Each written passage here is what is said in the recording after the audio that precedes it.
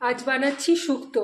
শুক্তো করতে বাড়িতে যে সবজি থাকে মোটামুটি পেঁপে, কুমড়ো, আলু, কচু, শসা, ফুলকপি, করলা মাস্ট আর বেগুন মাস্ট রইল। আর ড্রামস্টিক আমার জোগাড় হয়নি, সেই জন্য ড্রামস্টিক নেই। নুন, চিনি, বড়ি, আদা বাটা, আর এই রইল চন্দনী আর সর্ষে শুকনো কড়াই একটু ভেজে নিয়ে গুঁড়ো করা।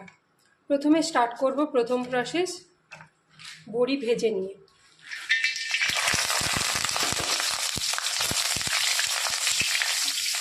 লাল করে বড়ি ভেজে নিয়ে তুলে নিলাম অন্য একটি পাত্রে।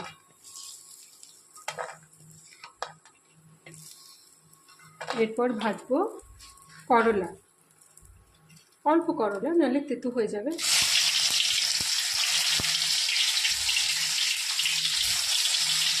এগুলো ফুল আছে, ভেজে নেওয়া যায়। এটা বেশ লাল লাল করে ভাজতে হবে, নইলেই তেতো ভাবটা রয়ে যাবে সবজির মধ্যে, তাই করলা ভালো করে ভাজতে হবে।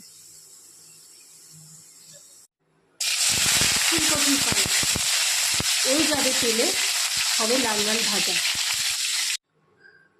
এই দেখুন, কিছু সবজি আমি ভেজে নিয়েছি, এগুলো সেদ্ধ হতে সময় লাগে। আর ঝিঙে, কুমড়ো, শসা, পেঁপে এগুলো তাড়াতাড়ি সেদ্ধ হয়, সেই জন্য এগুলো আর আলাদা করে ভাজলাম না। এরপর চলে আসবো ডাইরেক্ট কড়াতে দিয়ে দেবো অল্প পাঁচফোড়ন আর দুটো তেজপাতা ভেঙে। এরপর একটু গরম হয়ে এলে, এতে কিন্তু শুকনো লঙ্কা পড়ে না। ছি ছি ছি, রাঁধতে শেখেনি, এই কবিতাটা তো সবাই জানি। শুক্তোতে লঙ্কা পড়ে না, হলুদও পড়ে না।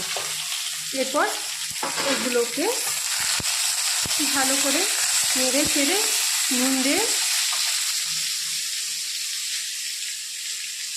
নুন আন্দাজ মতো নুন দিয়ে দিই। এটার মতোই দেবেন, পরের সবজির জন্য আবার পরে নুন। আমি থেমে থেমে নুন দিই, কারণ নুনের পরিমাণ কম হলে উপায় আছে, বেশি হলে আর উপায় নেই। এরপর এটা একটু ঢেকে ঢেকে ভাজবো। এটা সেদ্ধ হবে, তারপর ওই ভাজাগুলো দিয়ে খানিকটা সেদ্ধ করবো। এই তো একটু ভাজা ভাজা সেদ্ধ মতো হয়ে গেছে। এরপর বাকি জিনিসগুলো দেবো, বড়ি ছাড়া। এরপর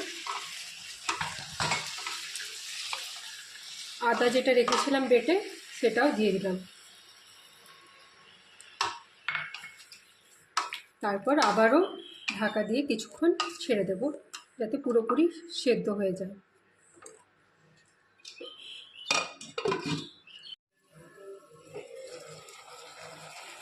মনে হয় সেদ্ধ হয়ে এসেছে। এরপর একে একে দিয়ে দেব সেই যে চন্দনী আর সর্ষে বাটা।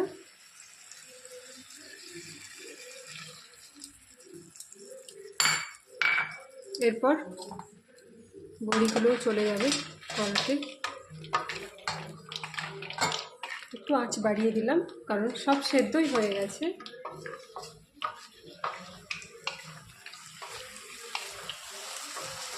ছোট বাটির 1 কাপ দুধ,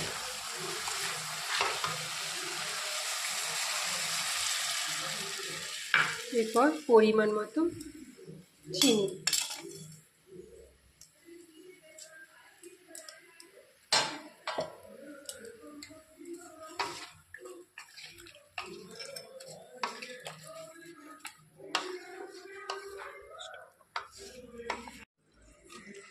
শুক্তো রেডি। শেষে একটু গাওয়া ঘি, শুক্তোতে গাওয়া ঘি মাস্ট।